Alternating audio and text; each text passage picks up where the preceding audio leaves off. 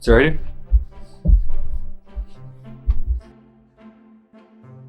Christmas Party 2020, our second annual Christmas party, Perry's Steakhouse. The game plan going into tonight was pretty simple. Just get the squad together for a steak dinner, enjoy ourselves, and not get too drunk. Unfortunately, that didn't happen.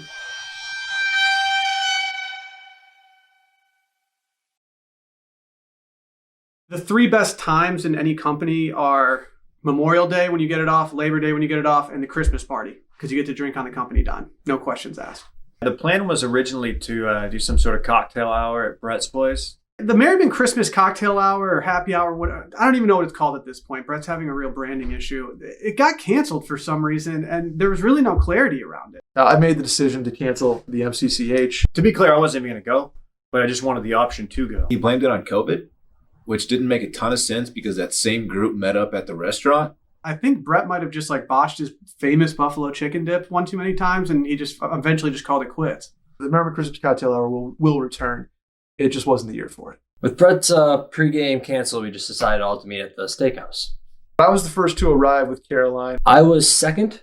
I was right behind Brett and Caroline. When I showed up, I looked over at the bar, and Brett just had the company card out, and he was just putting rounds and rounds of drinks on them. There were only 3 people there, and I think Brett was buying 6 drinks at one point. And he was just ordering flaming shots. It was just him and Caroline.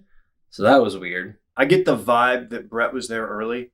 He kind of everything that he was doing and saying had the vibe of I've been drinking all day. Yeah, people were in there getting drinks. Will might have drank beforehand. I figured out pretty quickly that Will, in particular, it wasn't his first drink. I think we all learned that Will had a couple. Before we got going, I got a little prepared. I got a little toasty before. Yeah, Will was getting after it. I respect it. He said he was 3/4 of a bottle deep. Wine, that is, when he showed up to the restaurant. It might have come in a little too hot, but at the same time, I'd rather come in hot than not come in at all. I chose Perry's Steakhouse. Great ambiance. It's a dimly lit steakhouse, upscale, very nice. I'm not a big classy guy. I prefer a restaurant that has, the local high school football jersey on the wall. Steakhouse vibes, but kind of with a modern twist. So maybe a modern twist on an old favorite. The old favorite being the steakhouse. The second we sat down, it was on. Yeah, so we started just sitting down, and everyone was just kind of situating in the center. The head of the table was Randy for a little bit. And I was ninth wheeling, so I decided to make a power move, but it was really more of a I didn't know what to do move, so I just sat at the head of the table. I think all of us were a little shocked at first, Randy's the fucking head of the table. Which I thought was a power move, but our waiter kind of informed us that that's not really how things are done there. Yeah, I was initially told I couldn't sit at the head of the table, but after I schmoozed a little bit, they just let me do it, so... I think Randy talked the waiter into staying on the end there, and then after... the conversation on that side of the table turned into pregnant birth talk. He kind of got caught up in some pregnant talk. Yeah, the conversation, they started talking about childbirth and stuff, and that's not really something I'm an expert in. That was fun watching him squirm over there and have absolutely nothing to offer to the conversation. I enjoyed that. So I decided to switch sides. It didn't seem like it was that big of a deal. You moved to the other cooler, younger side of the table, which I guess I can't blame him for. Honestly, didn't want to sit that close to him anyway. He's kind of being a little fucker that night. When we sat down, the waiter came over, and we were kind of all right, let's get this going. We got to get as many drinks as possible going. And that might have just been my mentality compared to everybody else's mentality. To drink, the first thing, I needed a little pick-me-up, so I just immediately ordered a Jolt Cola. Kitty corner to me was Dylan, who just spent the entire time just asking the waiter to bring him martinis like Bennett. Dirty vodka martinis all night. Dave walked up to the bar at one point and just ordered a Blanton's. He's a Blanton's guy now. He only does limited edition whiskey. He tried to go Blanton's, which bourbon guys out there know is right up there with Jack Daniels. Bourbon and oat milk. It's a dairy alternative. I don't remember what Randy had. Probably a Shirley Temple or something. He asked for a Jack and Coke in their cartoon plastic cup. When I asked for the crayons and the placemat to do the word search, the guy looked at me like I was an idiot. I was told we got 2 bottles of Camus. I don't know how the company can afford that. We got 2 bottles of red. They didn't have Kool-Aid? What did Will DeFries get to drink? The answer is everything. He's drinking a whiskey drink, drank a vodka drink. drink a lager drink, drink a cider drink. Brett was drinking, as he always does, his espresso martini. It was the worst iteration of espresso martini I've ever fucking seen. Yeah, I do remember Brett sending his espresso martini back. I think he said it was too creamy. And I was like, that's a first. But they brought me one that basically was a fucking milkshake. Actually, what he did is he asked me if he thought it would be appropriate to send it back. You have to send one thing back at the steakhouse just to let them know that you mean business. Oh, waiter was good. I think Brett took the espresso martini thing as a slight, and he just started being a dick to the waiter. Other than being a first class, fucking asshole who clearly did not want us there, I thought he did all right. So when I went to the bathroom, I slipped our waiter a 50 and told him to completely ignore Brett for the rest of the night, and that if he did, there'd be another 50 for him. Usually you like to have a bit of a camaraderie with the waiter. It was pretty fun watching Brett get really heated over it. You don't know your waiter's name at the end of the night at a steakhouse that you spend multiple hours at. It's probably a bad sign for him. Not that Will would remember his name anyway, but I don't even remember the waiter. The fits were strong. As you know, with every holiday party, the way that you dress is something that people take note of. Will went with some Filson combination, as he's known to do. The black cashmere sweater, while being a classic, doesn't really make a big splash when you're in a group setting quite like that. Randy, he had the Hawaiian on early. If I'm not mistaken, Randy was there before me, but I heard some chatter from some of the waiters that said that Randy actually walked in wearing a Rex Grossman jersey. Randy was actually just wearing a gimp suit. It was weird. Dave was dressed like he's there to steal your girlfriend. I knew that the party was going to suck this year when Dave walked in and didn't even do a bit with his outfit. He just looked good. I went with the Millar sport coat, Tom James, custom tailored button down. The fact that he wasn't wearing like a 10-gallon hat, I was just bummed. I was like, man, Dave's not going to turn up tonight. This is lame. He didn't wear the cowboy hat like I wanted him to. Yeah, Dave was looking nice. Could have been wearing a cowboy hat, though. Unfortunately for everybody, the best dressed at the party was Brett. Brett had a nice holiday sweater on.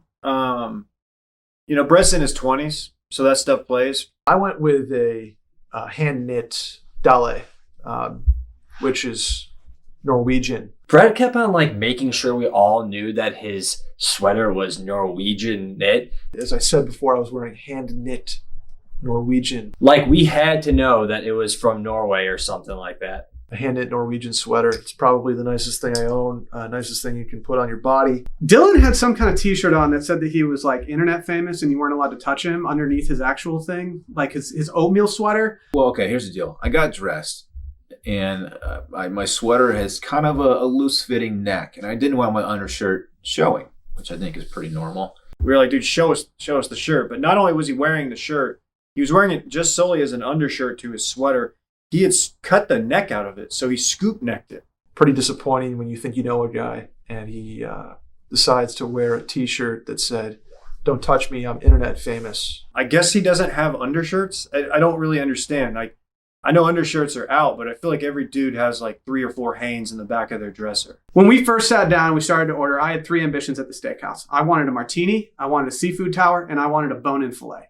Yeah, it's a holiday party. You want to reward everyone for their good work and maybe put on a little bit of a show. So, of course, we ordered the seafood tower, which is a tower of seafood. A mountain of crab legs and shrimp. Blue crabs, done.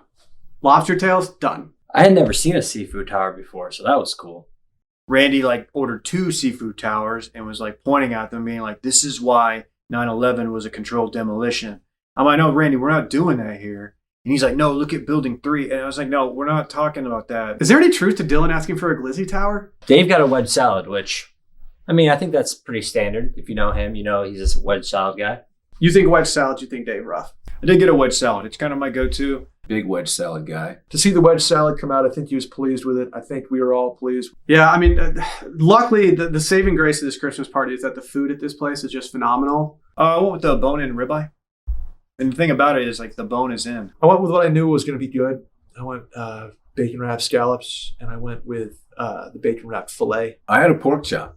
And I know a lot of people are saying, "You're a steakhouse. What are you doing getting a pork chop?" Yeah, when Dylan got the pork chop and not a steak at a steakhouse, which I guess doesn't really make a lot of sense. And it was weird because when the waiter brought it out and he said it was a little undercooked, and he asked him if he'd go pop it in the microwave for 3 extra minutes. Dylan, when he got his pork chop, he decided to do it well done. And I just assumed he had ordered the pork chop. And then I looked over and he was just eating a bone-in glizzy. When the waiter asked what we wanted as a side, Randy immediately just like chirped up and asked for Cool Ranch Doritos. I think that's just Randy being Randy. So T-Bone, you might know him better as Human Randy, but we call him T-Bone. He asked the waiter. He couldn't find T-Bone on the menu. And that's because they don't offer a T-bone steak. Where do you get off calling yourself a steakhouse and you don't even have a T-bone? It was the first time I've ever seen a person panic order with a steak. I mean, it was all right, kind of salty. Could have used some ketchup. He said his steak was too salty, which I thought was interesting since we were at a world-class steakhouse. But Randy complained about his steak at one point, saying it was too salty. And I was like, oh, poor Randy. Like, is the champagne too sweet too? Like, oh, is the red wine not old enough? I mean, all in all, the steak just wasn't as good as Texas Roadhouse. there's a toast. Word on the street is that I tried to toast Brett in the middle of dinner. Will did try to give a toast at one point, you know. I'm sure we've all seen the crying Will picture by now. You know the crying Will face, where there's nothing behind those eyes. Will got about a quarter of the way through his, and he just immediately started crying. I thought Will's toast was great. It was very touching. It turned into a show. It was the Will DeFreeze hour. In terms of how much I drank and things that might have happened after me remembering what happened, I don't really have any regrets at the dinner. These guys have all seen me in rare form before. I don't know how many people have seen the several-year-old video of Will passing out at Matzo Rancho. At one point, he just asked for rum floaters in his drink. His whole like young, dumb, and full of rum initiative, it kind of took a hit that night.